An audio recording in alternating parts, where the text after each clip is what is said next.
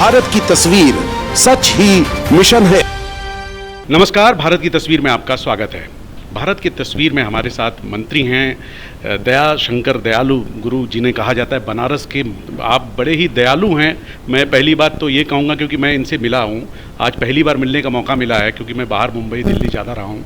तो आपका जो सर काम करने की शैली है, वो जिस तरीके से आप जनता से संवाद कर रहे हैं, और अभी मैंने एक लड़की की स्टोरी की, रंजीता प्रमाणिक की, वो मेरे पास आए थे, लोग बंगाल के थे, और वो आपसे मिले तो आपने त्वरित गति से उन्हें घर भी दे दिया और आज उन्हें अस्पताल की व्यवस्था की, जो कि बहुत कम देखने को मिलता है। क्या कहेंगे? कहना कुछ नहीं है, बस इंसान को किसी के काम आ सके वो जितना हो सके प्रयास करना चाहिए। और हम लोग उनकी क्या मदद करेंगे। वो एक विस्थापित परिवार है जो पश्चिम बंगाल से काशी आया है, तो हम काशी वासियों का फ़र्ज है कि उनकी जितनी भी मदद हो सके करना चाहिए उसे।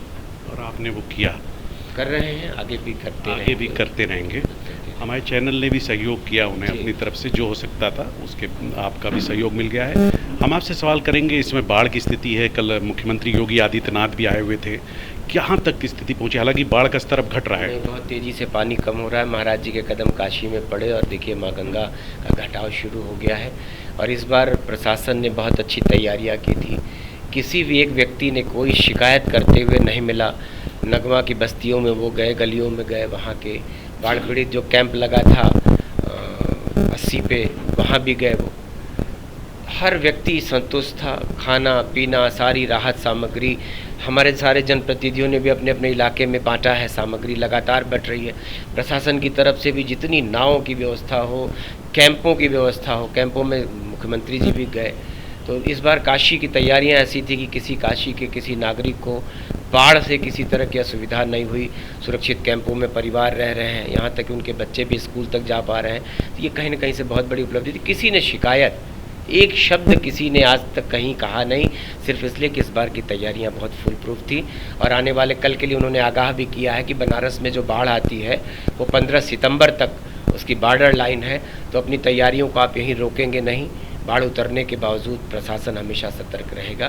तो इस तरीके से बनारस फुल प्रूफ है। वो गाज़ीपुर भी गए थे, कल उनको चंदौली भी जाना था, लेकिन वो बरसात की वजह से चंदौली नहीं जा पाए।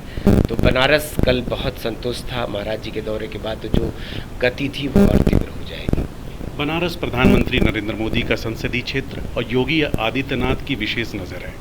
दूसरा कार्यकाल आया योगी जी के नेतृत्व में, भाजपा आती है, जो कि ऐतिहासिक विजय है, और आपको मंत्री का पद दिया गया। बनारस की जनता जानती है कि दया शंकर दयालु हर इंसान को बाय नेम जानते हैं, जो मैंने भी सुना है, और आप अब यहाँ के मंत्री हैं।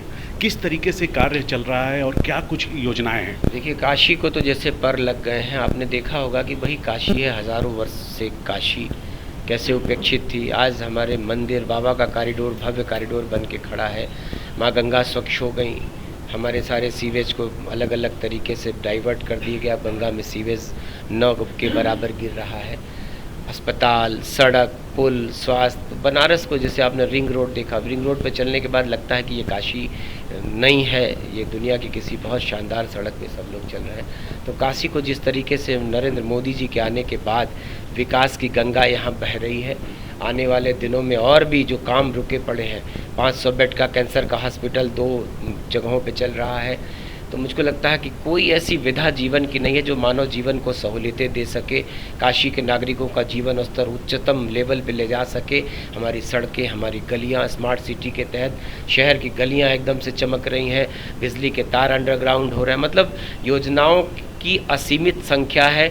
कनेक्टिविटी, 4 लेन सड़क बनारस से गाज़ीपुर, गोरखपुर, बनारस जौनपुर होते हुए लखनऊ, बनारस मिर्ज़ापुर, बनारस। तो इस तरह से माँ विंध्यवासिनी का कॉरिडोर बन रहा। तो अगल बगल इर्द गिर्द का जो वातावरण है, हमारे मंदिरों में काम चल रहा है, हमारे सड़कों पे काम चल रहा है। तो अनंत योजनाएं हैं जिनकी चर्चा शायद ये मोदी जी ना आते तो काशी में ये संभव नहीं था। तो सच है कि माँ गंगा ने बुलाया है और वो काशी को अपना जो सर्वोच्च है कह सकते हैं, जो सब कुछ है वो काशी पर न्यौछावर कर रहे हैं।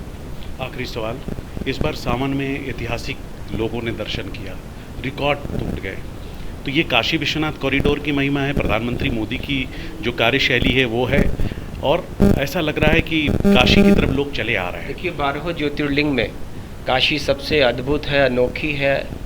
सबसे अलग है। उसका कारण ये है कि भगवान शंकर से माँ गंगा का मिलन काशी में होता है।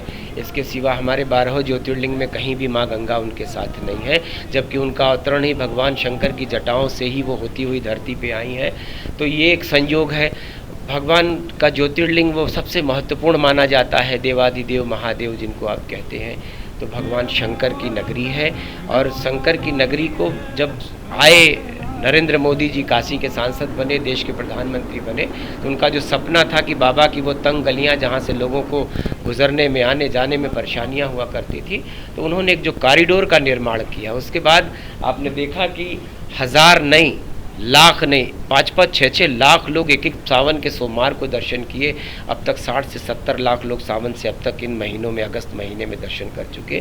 तो ये काशी को जैसे कि सारा हिंदुस्तान काशी आना चाहता है, दुनिया के और देशों से भी लोग काशी आके बाबा का दर्शन करना और इस भव्यतम कॉरिडोर को देखना चाहते हैं, जो एक अनूठी भेंट है काशी को नरेंद्र मोदी जी की। तो हम बात कर रहे थे दयाशंकर दयालु जी, स्वतंत्र प्रभार राज्य मंत्री, आयुष मंत्रालय है, और आप शिक्षक भी हैं, तो जाहिर सी बात है कि जो शब्दों की शैली है वो बहुत अच्छी है। बहुत अच्छी तरीके से इन्होंने व्याख्यान दिया, अपनी बातें कहीं। आप बने रहें भारत की तस्वीर के साथ। भारत की तस्वीर सच ही मिशन है।